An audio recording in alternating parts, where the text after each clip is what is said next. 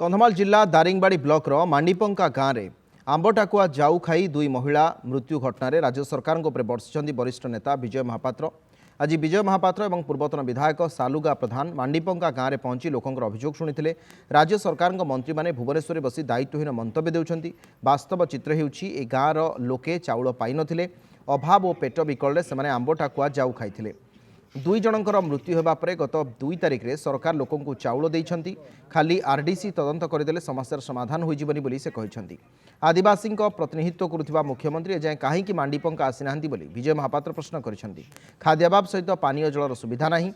ए गाँव एबे सबु पुरुष लोक दादन खटिबाकू चली जाइछंती। सरकार दायित्वहीन एवं हल्का मंतव्य देवा परिवर्ते कार समस्यार समाधान करंतु बोली कहिछंती विजय महापात्र।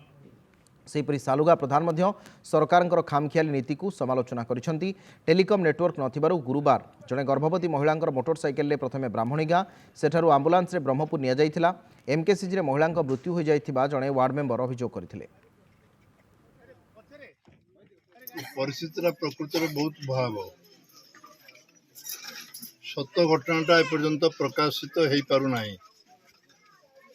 अभाव खाई आंबटाकुआ खाइबा नथला 3 मास धरी चाउल दि जाइनि। नवेम्बर 2 तारिख ना 3 तारिख चाउल दिया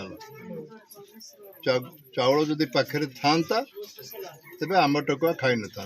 सरकार यार भयावहता को दृष्टि रखी दायित्वहीन विवृत्ति न दिंतु।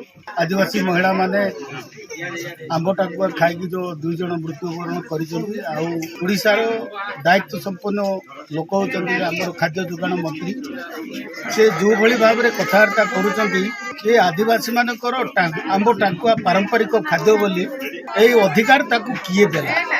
चाष जमी तो ना तेणु ये लोक मानू निहाती अवहेला करने कथा ना। 5 केजी चाउल देले से माने अंतत बंचीबे से व्यवस्था जो 4 मास 3 मास जो अवहेला कर सेमती अवहेला करने कथा ना। काली हाथ गोड़ पूरा झिमा झिमा हेला होची